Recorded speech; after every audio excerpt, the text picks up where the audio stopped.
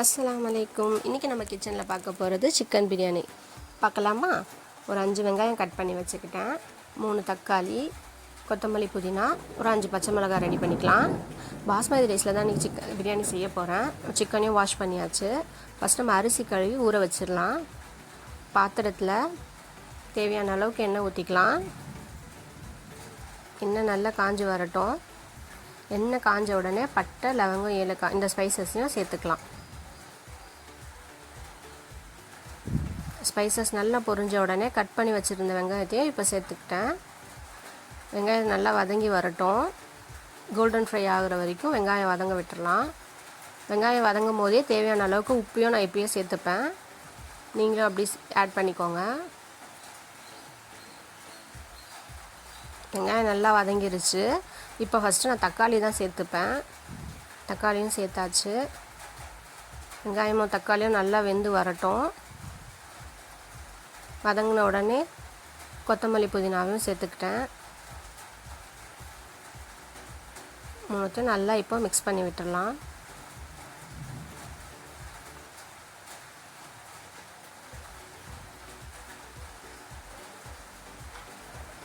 நம்ம இன்றைக்கி 1/2 kg அரிசி தான் சேர்க்க போகிறேன். ஃபுட் கலர் கொஞ்சம் ஆட் பண்ணிக்கிட்டேன். 1/2 kgனால 3 ஸ்பூன் இஞ்சி பூண்டு பேஸ்ட் நான் இப்போ சேர்த்துக்கிட்டேன். அதையும் இப்போ நல்லா வதக்கிக்கலாம். ராஸ்மெல் போகிற வரைக்கும் நல்லா கிண்டிக்கிட்டே இருக்கணும், இல்லைனா அடி பிடிச்சிடும்.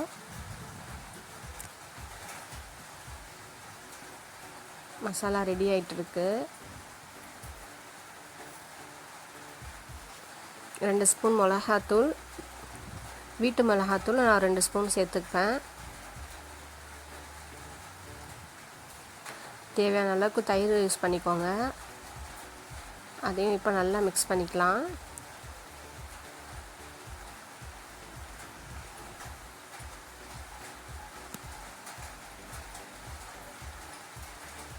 நல்லா கொதிச்சிக்கிட்டு இருக்குது மசாலா.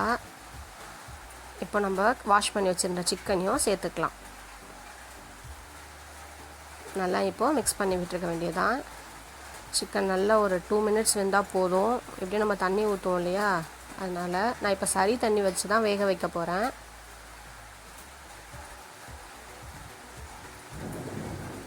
பாஸ்மதி ரைஸ்னால் 1க்கு 1.5 தண்ணி வைப்போம் நாங்கள். தண்ணியும் ஊற்றியாச்சு. இப்போ தண்ணி நல்லா கொதிக்கட்டும். மூடி போட்டு கொஞ்சம் நேரம் நம்ம மூடி வச்சிட வேண்டியது தான். இப்போது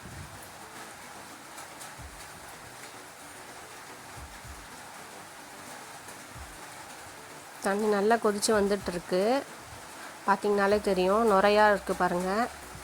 இப்போ நம்ம கழுவி வச்சுருந்த அரிசியும் இப்போ சேர்த்துக்கலாம்.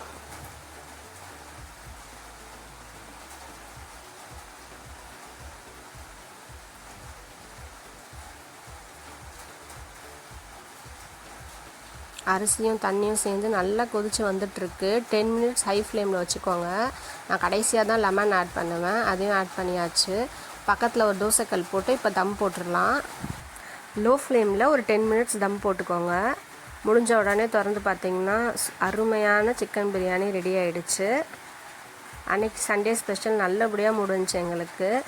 சைடிஷ்க்கு ரைத்தாவும் 65ம் ரெடி பண்ணியிருந்தோம். நல்லபடியாக எல்லாருமே சாப்பிட்டோம். தேங்க்ஸ் ஃபார் வாட்சிங். Keep supporting.